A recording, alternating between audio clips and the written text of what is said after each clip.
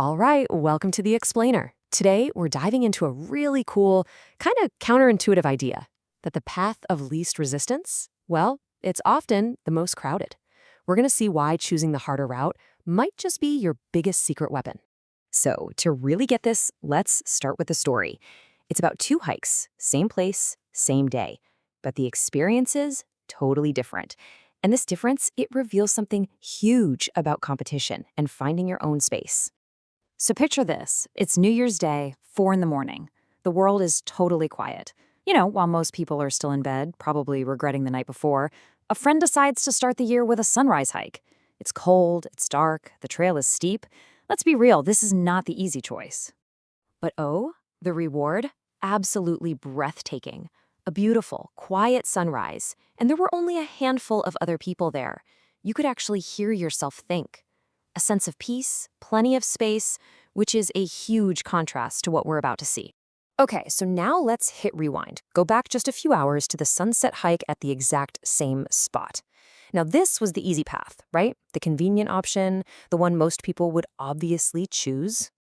And guess what? That path of least resistance, it was a total nightmare. We're talking a traffic jam for miles. People were literally stuck in their cars, trying to catch a glimpse of the sunset from their driver's seat.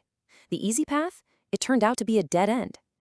So this whole story, this tale of two hikes, it perfectly illustrates a really simple but powerful idea. Let's call it the shorter lines principle. It boils down to this. In life, in business, in almost any pursuit, harder things have shorter lines. Think about it. By picking that 4 a.m. hike, our friend chose effort over convenience. And what happened? They completely sidestepped the massive crowd. So on the surface, the strategy seems pretty simple, right? If you want to avoid the crowds, you just got to choose the stuff that most people find difficult and would rather avoid. But wait a second. It's not just about doing hard things for the sake of it. I mean, that's just a recipe for burnout, right? The real secret, the real magic, happens when we add another layer to this whole idea. And that layer is what we can call your unfair advantage. Here's where it gets really interesting.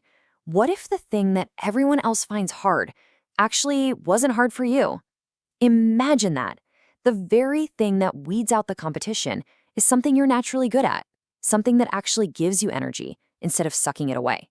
And that is your unfair advantage. It's that perfect sweet spot where the effort you put in gives you a massive reward, way more than it would for anyone else, just because it lines up with what you're naturally good at and what you actually enjoy. So the winning formula is right here at this intersection. You've got what's hard for most people on one side and what's energizing for you on the other. That overlap, that's where the magic is. See, this isn't about gritting your teeth and forcing yourself through something you hate. It's about finding the challenges that you find genuinely fun. Take the author of this whole idea, for example. For them, waking up early, working alone for hours, constantly learning new things, that stuff is energizing. Now, for a lot of us, that might sound like, well, a punishment. But for them, that's their unfair advantage. It's kind of like someone who loves spending a weekend learning a super complex new language. Most people would see that as a total chore, right? But for them, it's this thrilling puzzle. That's their shorter line. Okay, so this brings us to the big question. How do you find your hard thing? The one that's easy for you? It's really about identifying your own quiet superpowers. If you look at people who get a lot done, you'll see they almost always operate in this sweet spot. They aren't just working hard, they're working on challenges that to them feel like a super interesting puzzle, not some boring chore they have to get through.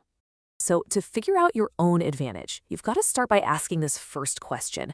What do other people think is really hard? What's the stuff that makes them groan or put things off or just quit altogether? And then, here's the key. You ask yourself, but what do I find pretty easy?